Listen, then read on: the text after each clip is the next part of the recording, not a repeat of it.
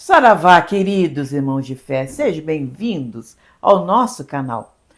Como já é praxe, como já é normal, a nossa prece de abertura, porque sem ela não tem como seguir Saravá adiante. o meu congá, saravá o seu congá.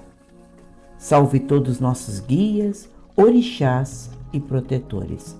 Peço licença para trazer o vídeo no dia de hoje. Antes de começar o vídeo, nós gostaríamos de agradecer novamente ao Pai Gabriel Federici, que fez a gentileza para nós extrema e nos permitiu de colocar pontos cantados por ele da Umbanda mais antiga, daquela Umbanda mais próxima a Zélio Fernandino de Moraes, a famosa linha branca de Umbanda e Demanda, que Leal de Souza soube preservar esse conhecimento em suas obras, em seus livros.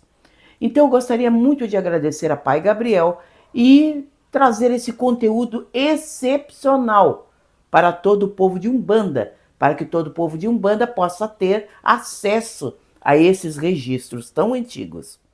Muitos reclamam, é natural, que os pontos cantados antigos parecem uma ladainha católica, parece aquelas rezas católicas que você vê nas procissões antigas. Muito lentos, muito devagar, muito desanimados, até dizem. E reclamam bastante, porque gostariam de ver instrumentos musicais, gostariam de ver esses pontos cantados com tambores, com agogô, com todos esses instrumentos que são normais ou quase comum dentro da Umbanda atualmente. Em primeiro lugar, vejam o tempo que foram feitos esses pontos cantados. Muitos deles foram compostos na década de 20, 30, 40. São pontos muito antigos. E nessa época, por exemplo, não havia música muito agitadinha. Eram alguns movimentos musicais, mas muito poucos. O normal, o comum, eram músicas românticas, músicas lentas, um modo de cantar arrastado que era típico dos cantores da época. Basta você procurar um pouco e você vai perceber. Então as melodias desses pontos mais antigos retratam o seu tempo também. E também tem outra coisa que é talvez muito mais importante do que isso. Eles foram compostos para serem cantados assim, lentamente, devagar mesmo. Por quê? Eu tive a felicidade, eu estou sempre falando e vou falar em outro vídeo novamente, um assunto parecido, de pertencer a um terreiro muito tradicional, de 1956, que é a Sociedade Espírita Nossa Senhora dos Navegantes, em Porto Alegre. Lá, eles ainda não cantam com tambor. É cantado exatamente desse modo, ladainha. Para o pessoal que gosta de música mais agitada, é um pavor. Muitos reclamam, como é desanimador aqueles pontos. Sem entender que justamente eles são feitos para serem assim. Eles não devem ser musicados, colocados instrumentos musicais. Eles foram feitos para serem cantados desse modo. Vou dar um exemplo. Aquele famoso ponto de Preta Velha. Pele encarquilhada, carapinha branca, gândola de renda caindo na anca. Só essas primeiras palavras mostra, você já começa a imaginar, a criar mentalmente a figura da Preta Velha. Você já imagina ela com aquele avental de renda amarrado na cintura. Você vai devagarzinho, à medida que o ponto vai sendo arrastado e levado, você vai criando mentalmente essas imagens. Você vai se comovendo com essas imagens. A gente observa muitas vezes, eu observava naquela época, a própria assistência, as pessoas da assistência se sentindo emocionadas vendo o ponto, imaginando essa situação. Então são pontos para justamente tocar os corações, comover, enternecer. Você não consegue ter esse tipo de sentimento com música muito agitada, mas música romântica, conta-me a verdade, contem a verdade para mim. Todo mundo se sente emocionado, envolvido com uma música romântica. E você não vai ver música romântica tocada rapidamente, com um ritmo muito vibrante ou instrumentos muito altos. Sempre aquela voz envolvente e aquele ponto. Quase hipnótico que era cantado nos tempos mais antigos. Ele ia te envolvendo e te hipnotizando, como uma canção de ninar para as crianças. Então você começava a imaginar a cena da entidade, daqui um pouquinho você fechava os olhos naquele ritmo lento, devagar, envolvente, quando via você já estava incorporado. As incorporações naquele tempo eram muito mais profundas e muito mais fortes, vamos dizer assim, do que atualmente. Por quê? Você chega num terreiro, tem ótimos tamboreiros, perfeito, começa os pontos, maravilha, mas são pontos tão animados quanto um samba enredo numa avenida. Agita você, você fica ali cantando os pontos, aquilo desperta você em vez de adormecer. E nesse momento você não consegue incorporar direito. É um das motivações, é um dos motivos também pelos quais muitas pessoas atualmente têm dificuldade para incorporar, porque elas não conseguem relaxar. Você imagina uma pessoa que sai da rua, pegou um ônibus cheio, ou se incomodou durante o dia, já está agitado, chega no terreiro e começa aquele ponto bem agitado, aquele ponto no tambor bem agitado.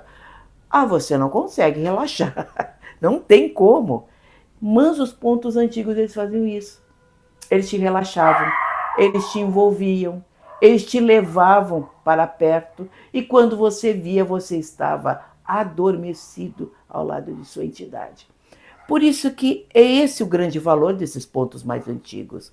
Por isso que é necessário que a gente compreenda esses pontos mais antigos e traga eles para perto de nós. Quem sabe novamente, quem sabe em algumas ocasiões, mas eles são feitos para serem cantados assim. Se eu não falei antes, estou falando agora. Eu sou uma pessoa que coleciono pontos desde o início dos trabalhos da Umbanda. Isso na década de 80, para você ter ideia. Coleciono todos esses pontos antigos. Por quê? Porque os pontos mais atuais, observem, prestem bem atenção, são pontos maravilhosos, mas eles falam assim que a entidade veio de Aruanda, que a entidade veio daqui e dali, e ela é maravilhosa, ela é linda, ela é forte, ela é tudo de bom. Mas não diz quem ela é, da onde ela vem, em quais linhas ela cruza, ela se envolve. Esses detalhes, os pontos mais recentes, falham em trazer. Enquanto que os pontos antigos eram um verdadeiro manual de quem era a entidade, da onde ela vinha, o que ela fazia e assim por diante. Inclusive as outras entidades com as quais ela cruzava. Isso era importante saber. E esses pontos, então, são um verdadeiro manual, uma biblioteca, uma enciclopédia dos nossos guias. E que vale a pena a gente conhecer essas letras, para que a gente nunca esqueça quem eles são, como eles vieram e o que eles fazem. Mas isso faz muita falta nos dias de hoje. E eu acredito que os novos compositores, apesar do que são excelentes e criam melodias extraordinárias, não sabem, às vezes, fazer a parte escrita do ponto tão bem quanto os pontos antigos. É um lembretezinho, é um alerta para os novos compositores prestarem atenção e fazerem pontos que sirvam de registro. Sim, registro para as próximas gerações. Como eu falei, esses pontos antigos nos transportam, nos elevam e trazem esse fundamento bem antigo da nossa Umbanda. Por isso que é tão importante não só resgatar os pontos antigos, conhecer como era a nossa Umbanda, por que ela era assim, entendendo que foram pontos compostos na década de 20, 30, 40, que era um outro tipo de melodia, não havia o ritmo que nós temos agora, e que eles são tão importantes pelo conteúdo que eles trazem. Então eu agradeço a sua presença e agora nesse momento nós vamos para o maravilhoso, incrível, extraordinário Minuto Mandinga, onde nós falamos de ervas, o principal axé de nossa Umbanda.